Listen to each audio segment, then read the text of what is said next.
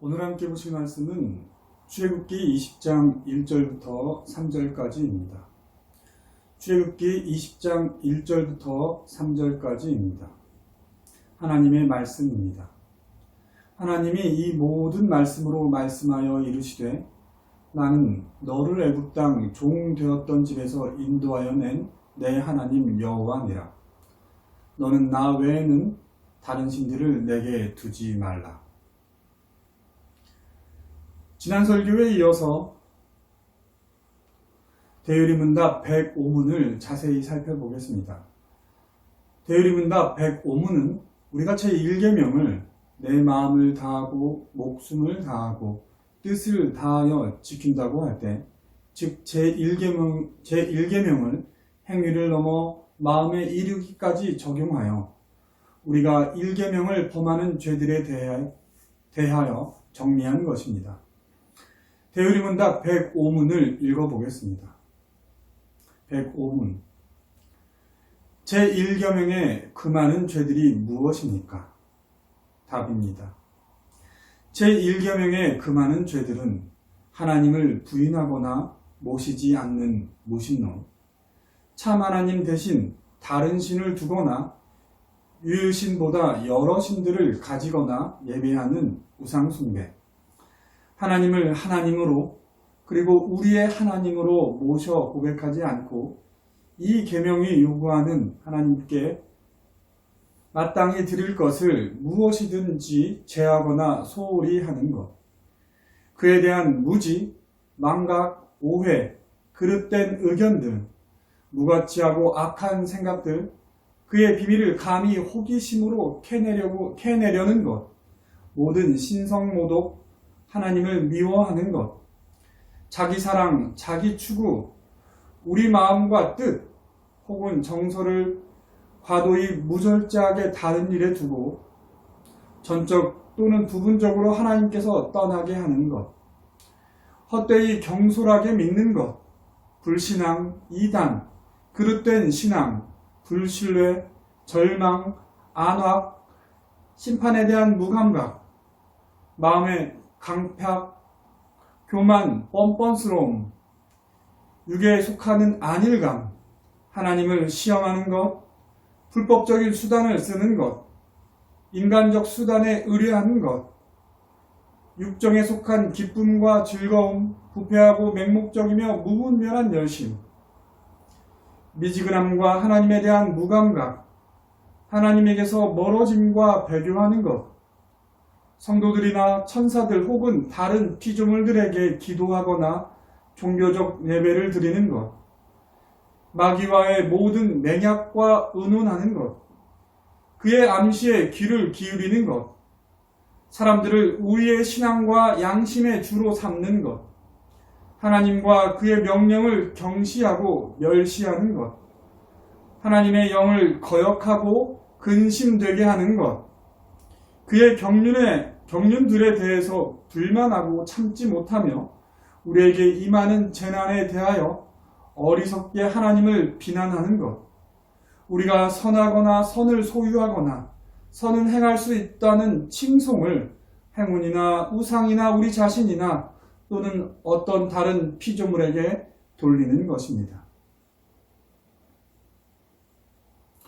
하나님을 부인하거나 모시지 않는 무신론, 참 하나님 대신 다른 신을 두거나 유일신보다 여러 신들을 가지거나 예배하는 우상숭배. 여러분, 세상은 하나님이 없다고 말합니다. 만약에 하나님이 있다면 그것을 증명하라고 요구합니다. 그러나 그들이 그렇게 말하는 이유를 잘 생각해 보십시오. 그것은 하나님이 없다고 여김으로써 그들 자신이 자신의 삶의 주인이 되려고 하는 것입니다. 즉 자신의 부패한 마음대로 행하고자 하는 마음 때문입니다. 시편 14편 1절은 이렇게 말합니다. 어리석은 자는 그의 마음에 이르기를 하나님이 없다 하는도다. 그들은 부패하고 그 행실이 가증하니 선을 행하는 자가 없도다. 무신론, 즉 하나님이 없다고 주장하는 무리가 나타난 것은 현대과학으로 인하여 수많은 신화와 미신들이 벗겨졌기 때문이 아닙니다. 하나님이 없다고 주장하는 무리는 예로부터 수없이 있었습니다. 그러나 세상에는 과학적으로 증명될 수 없는 것들이 존재하고 특별히 도덕적 세계에 있어서 그러합니다. 하나님을 떠난 인간은 절대로 도덕적 선을 생각할 수 없습니다. 무신론자들은 모든 종교적 현상을 무지로 인한 미신이며 신화라고 여깁니다. 그래서 과학이 모든 신비를 벗겨내면 종교는 종말을 고하게 될 것이라고 말합니다. 물론 과학은 종래에 우리가 알지 못했던 것을 밝혀냈습니다. 그리고 그렇게 밝혀진 종래의 무지와 관련된 종교적 지식들이 있습니다.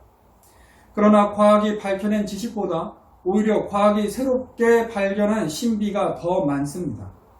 그러므로 진정으로 과학을 하는 사람들 가운데 오히려 겸손하게 하나님을 섬기는 자들이 많습니다. 성경은 이 세상 전체가 하나님의 계시라고 말합니다. 하나님은 이 세상을 창조하시고 이 세상을 운행하십니다. 그러므로 하나님이 창조하시고 운행하시는 세상을 보면 우리는 그 가운데서 하나님을 발견하게 됩니다. 종교의 기원은 바로 여기에 있습니다. 하지만 인간의 성은 죄로 인하여 부패하고 오염되었기 때문에 인간의 지식을 바탕으로는 참 하나님에 대한 지식에 이를 수가 없습니다. 로마서 1장 18절부터 23절은 이러한 인간의 지식에 대한 인간의 하나님에 대한 지식의 한계를 잘 드러내어 말해줍니다. 하나님의 진노가 불의로 진리를 막는 사람들의 모든 경건하지 않음과 불의에 대하여 하늘로부터 나타나느니 이는 하나님을 알만한 것이 그들 속에 보임이라. 하나님께서 이를 그들에게 보이셨느니라. 창세로부터 그의 보이지 아니하는 것들 곧 그의 영원하신 능력과 신성이 그가 만드신 만물에 분명히 보여 알려졌나니 그러므로 그들이 핑계하지 못할지니라. 하나님을 알되 하나님을 영화롭게도 아니하며 감사하지도 아니하고 오히려 그 생각이 허망하여지며 미련한 마음이 어두워졌나니 스스로 지혜 있다 하나 어리석게 되어 썩어지지 아니하는 하나님의 영광을 썩어질 사람과 새와 짐승과 기어다니는 동물 모양의 우상으로 바꾸었느니라. 헤르만 바빙크는 인간의 지식을 네 가지로 구분합니다. 즉 무생물에 대한 지식, 생물에 대한 지식, 인간에 대한 지식, 그리고 하나님에 대한 지식으로 구분합니다.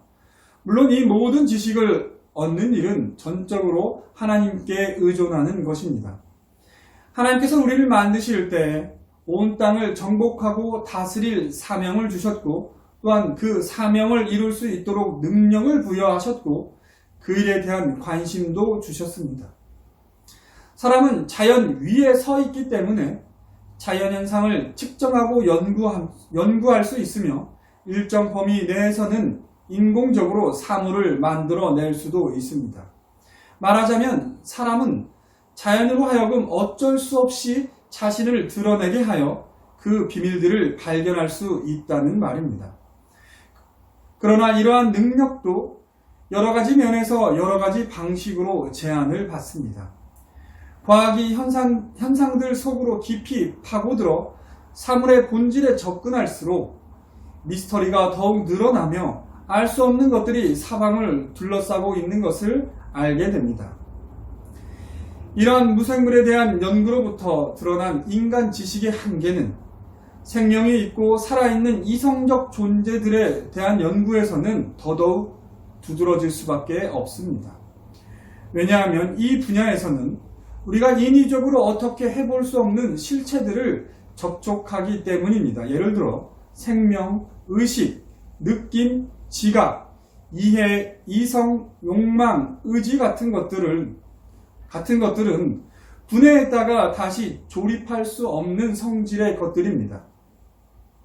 그러므로 무생물에 대한 지식과 다르게 생명이 있는 존재에 대한 지식은 그 생명의 그 유기적 특성 때문에 더더욱 그것에 대한 지식을 갖기가 어렵고 나아가 이성적 존재인 사람에 대한 지식은 더더욱 그렇습니다.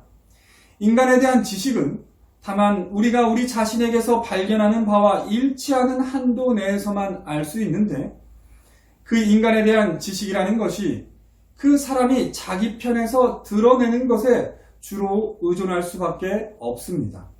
즉, 이성적 존재에 있어서의 지식이란 그 지식의 대상이 고이든 아니든 간에 자기 자신을 우리에게 나타내어야만 비로소 그 사람에 대한 지식이 가능합니다.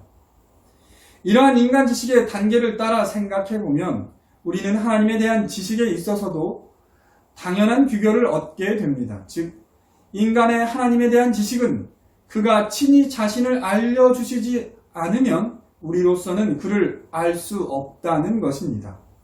그리고 하나님은 전능하신 분으로서 그의 피조물들 뿐만 아니라 자기 자신까지도 완전히 통제하고 계십니다.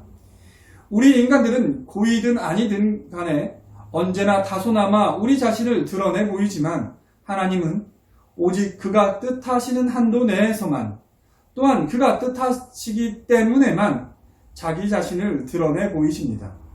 그러므로 하나님을 아는 지식은 오직 하나님 편에서 베푸시는 계시를 근거로 해서만 가능합니다. 에베소서 2장 11절부터 13절은 이렇게 말합니다. 그러므로 생각하라. 너희는 그때에 육체로는 이방인이요 손으로 육체에 행한 할례를 받은 무리라 칭하는 자들로부터 할례를 받지 않은 무리라 칭함을 받는 자들이라. 그때에 너희는 그리스도 밖에 있었고 이스라엘 나라 밖의 사람이라. 약속의 언약들에 대하여는 외인이요 세상에서 소망이 없고 하나님도 없던 자이더니 이제는 전에 멀리 있던 너희가 그리스도 예수 안에서 그리스도의 피로 가까워졌느니라. 여러분, 우리 모두는 그리스도 밖에 있던 자들이었고 약속의 언약 밖에 있던 자들입니다. 우리는 세상에서 소망이 없었고 하나님도 없던 자들입니다. 그렇게 전에는 우리가 하나님과 멀리 있던 자들입니다. 그러나 이제는 그리스도 예수 안에서 그리스도의 피로 우리가 하나님과 가까워졌습니다. 여러분, 이 십계명이 이스라엘 백성에게 주어질 때를 생각해 보십시오. 하나님께서 자기 자신을 보이지 않으신 상태에서 그들에게 이 계명을 주신 것이 아닙니다. 하나님께서는 이스라엘에게만이 아니라 온 천하 만민에게 이스라엘의 하나님이 참 하나님이심을 보이셨습니다. 자기 백성 이스라엘을 구원하시는 그분의 능력을 애굽 사람들과 그리고 가나안 족속들까지도 다 알 수 있도록 하셨습니다. 여기 여리고성에 있던 기생 라합의 고백을 들어보십시오. 여호수아서 2장 8절부터 11절입니다. 또 그들이 눕기 전에 라합이 지붕에 올라가서 그들에게 이르러 말하되 여호와께서 이 땅을 너희에게 주신 줄을 내가 아노라. 우리가 너희를 심히 두려워하고 이 땅 주민들이 다 너희 앞에서 간담이 농나니 이는 너희가 애굽에서 나올 때에 여호와께서 너희 앞에서 홍해물을 마르게 하신 일과 너희가 요단 저쪽에 있는 아모리의 사람 두 왕 시온과 옥에게 행한 일, 곧 그들을 전멸시킨 일을 우리가 들었음이니라. 우리가 듣고 곧 마음이 녹았고 너희로 말미암아 사람이 정신을 잃었나니 너희의 하나님 여호와는 위로는 하늘에서도 아래로는 땅에서도 하나님이시니라. 여러분, 하나님께서 친히 자신이 유일하신 참 하나님이심을 보이셨습니다. 하나님의 구원의 능력을 우리에게 보이셨습니다. 즉, 하나님께서는 아무런 근거도 없이 아무런 이유도 없이 우리에게 제1계명을 요구하고 계신 것이 아닙니다. 오늘 본문 2절 3절을 보십시오. 나는 너를 애굽 땅 종 되었던 집에서 인도하여 낸 내 하나님 여호와니라. 너는 나 외에는 다른 신들을 내게 두지 말라. 하나님께서는 너는 나 외에는 다른 신들을 내게 두지 말라고 하시기 이전에 먼저 하나님께서 친히 이스라엘 백성에게 베푸신 능력과 구원을 기억하게 하셨습니다. 여러분, 그런즉 하나님께서 우리가 하나님만 믿고 섬기라는 이 요구를 하고 계시는 것은 우리에게 무거운 것이 아닙니다. 구원받은 백성이라면 어쩌면 당연하게 생각할 계명입니다. 만일 여러분이 이 계명이 무겁게 느껴진다면 아직 여러분은 구원의 은혜를 경험하지 못했기 때문일 것입니다. 아직 이러한 구원의 은혜를 경험하지 못했지만 만약 여러분이 하나님의 선택된 백성이라면 그것은 아직 여러분 안에 있는 중생의 씨앗이 여러분의 의식 안에서 믿음의 싹으로 트지 않았기 때문입니다. 이러한 상태에 있는 분이라면 하나님께 믿음을 구하며 하나님의 말씀을 읽으시라고 말씀드리고 싶습니다. 하나님께서는 그분의 얼굴을 구하는 자들에게 자신을 숨기시는 분이 아니십니다. 진실한 마음으로 믿음을 구하며 성경을 읽으십시오.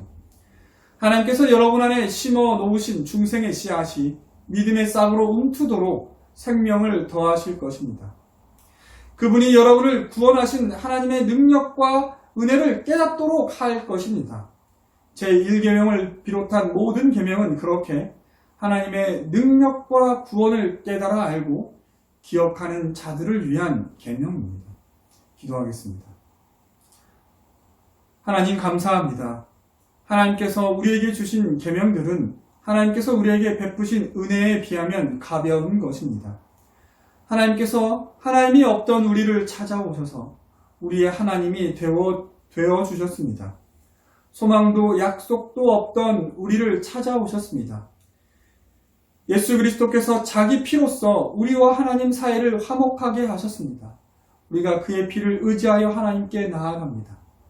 하나님께서 우리를 자기 백성이요 자기 자녀로 삼으셨으니 우리도 하나님만을 우리 왕이요 아버지로 모시겠습니다. 예수님의 이름으로 기도드립니다. 아멘.